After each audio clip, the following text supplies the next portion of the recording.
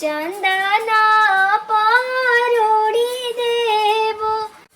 copy copy बोलाली सोठिया माता सुनाए सेवा का लोगा सुनाए सेवा का लोगा ए मोरा घाटिया दुबिया जनमी गईले माँ करी बासिढ़ा ले माँ करी बासिढ़ा ले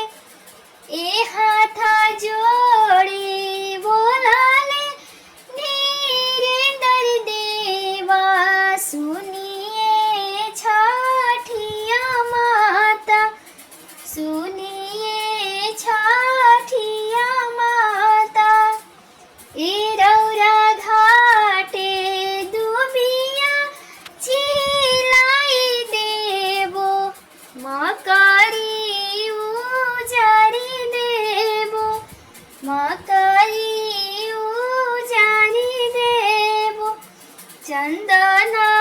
पारोड़ी देवो चंदना पारोड़ी देवो ई हाथ जोड़ी बोलाले सेवक लोग सुनिए छठिया माता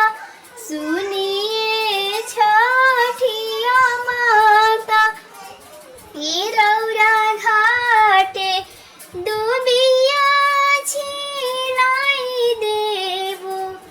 माँ करी उजारी देवो चंदना पारोड़ी देवो सुनिए छठिया माता सुनिए छठिया माता कार्तिके मासे लगले बरतिया छठे करे बोना कार्तिके मासे लगले बरतिया छठे करे बोना कालन कावना देवा सुन धनिया हो हमार कहलन धीरेंद्र देवा सुन धनिया हो हमार कवन फलवा सूरज दिहे तू छठे करे बोना कवन फलवा आदित्य दिहे तू छठे करे बोना आन दिहे धान दिहे सुख संपत्ति दीना आन दिहे धान दिहे सुख संपत्ति दीना रौरे कयावा सुख दिहे हमें छठे करे बोना रौरे कयावा सुख दिहे हमें छठे करे बोना कहलन सिनवास देव सुन धनिया हो हमार कवन फलवा सूरज दिहे तू छठे करे बोना कवन फलवा आदित्य दिहे तू छठे करे बोना कहली कमलावती दे सुनी स्वामी